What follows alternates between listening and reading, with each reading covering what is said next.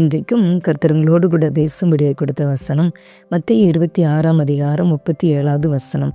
பேதுருவையும் செபதேவியின் குமாரர் இருவரையும் கூட்டிக் கொண்டு போய் துக்கம் அடையவும் வியாகுலப்படவும் தொடங்கினார் என்று சொல்லி இந்த வசனம் சொல்கிறது.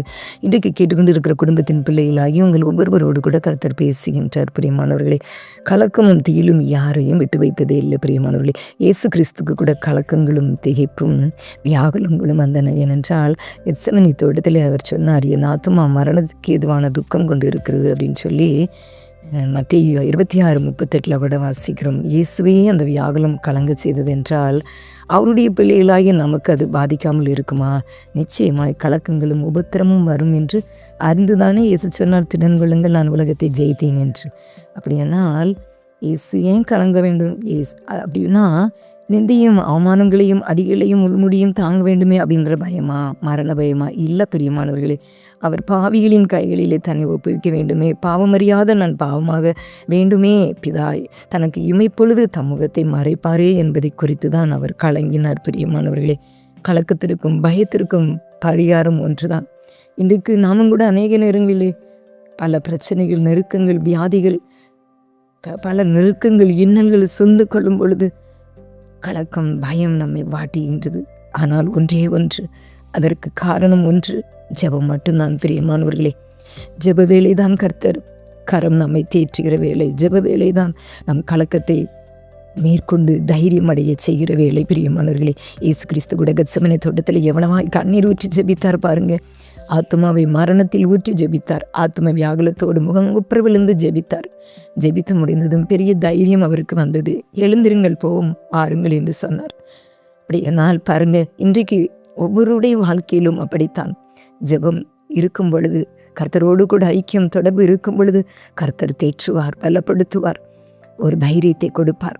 சிலுவையை சந்திக்க பெரிய ஒரு தைரியம், பாரடிகளையும் ஆணிகளையும் கடாவப்படுவதற்கு சந்திக்க ஒரு பெரிய ஒரு தைரியம், மரணத்தையும் பாதாளத்தையும் பிசாசையும் சந்திக்க தைரியம் கொண்டார் இயேசு கிறிஸ்து. பிரியமானவர்களே, அப்படியானால் இயேசு கிறிஸ்துவை போல இன்றைக்கும் நீங்களும் நாம் ஒவ்வொருவரும் கூட கலக்கமான நேரங்களிலே முழங்கால் படியிட்டு கர்த்தருடைய சமூகத்திலே உங்கள் இருதயத்தை ஊற்றிவிடுங்கள். பிரியமானவர்களே, இயேசுவே ஜெபித்தாரே, அவருக்கு ஜெப வேலைதான் அவரை தேற்றுகிற வேலையாக இருந்தது. பிரியமானவர்களே, அப்படியானால் பாருங்க, ஒரு தைரியத்தை கொடுத்தது. அப்படியானால் இன்றைக்கு நீங்களும் கூட எப்பேற்பட்ட சூழ்நிலைகளிலே நீங்கள் கடந்து போனாலும் முழங்கால் படியிட்டு கர்த்தருடைய சமூகத்தில் உங்கள் இருதயத்தை ஊற்றிவிடுங்கள். உங்கள் எல்லா போராட்டங்களையும் பிரச்சனைகளையும் மனம் திறந்து நீங்கள் சொல்ல வேண்டிய ஒரே ஒரு நபர் இயேசு மட்டுமே. அவருடைய பாதத்தில் வந்துடுங்க.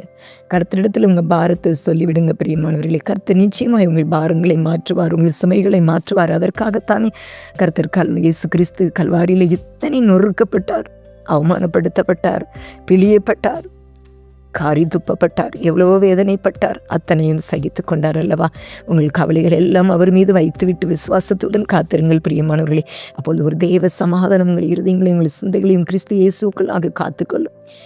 கலக்கமான நேரத்தில் மனிதரை தேடி போகாதீங்க. பிரியமானவர்களே, மனிதர்களிடத்தில் சொல்லும்போது அவர்கள் ஏதாவது ஆலோசனைகளை கொடுப்பார்களோ என்று நீங்கள் நினைக்க வேண்டாம். முதலாவது கர்த்தருடைய பாதத்தில் மனம் திறந்து உங்கள் பாரங்களை, உங்கள் காரியங்களை, உங்கள் துக்கங்களை எல்லாம் சொல்லிவிடுங்கள். உங்கள் பிரச்சனைகளை கர்த்தரிடத்தில் சொல்லிவிடுங்கள். அப்பொழுது பாருங்க, கர்த்தர் உங்களுக்கு ஆலோசனைகளை தருவார், வழிநடத்துதலை தருவார். மனுஷனிடத்தில் நீங்கள் சொல்லும்பொழுது அது ஒரு பயனும் உங்களுக்கு கொடுப்பதில்லை. பிரியமானவர்களே, கர்த்தருடைய பாதத்தில் உங்களை முற்றிலும் அர்ப்பணித்திருங்க. அவர் ஒரு தாயை போல உங்களை தேற்றுகிறவர், அரவணைக்கிற தகப்பன். பிரியமானவர்களை, உங்களுக்கு ஆறுதலையும் சமாதானத்தையும் தந்து உங்களை வழி நடத்துகிற கர்த்தங்களோடு கூட இருக்கிறார். அதனால் கவலைப்படாதீங்க.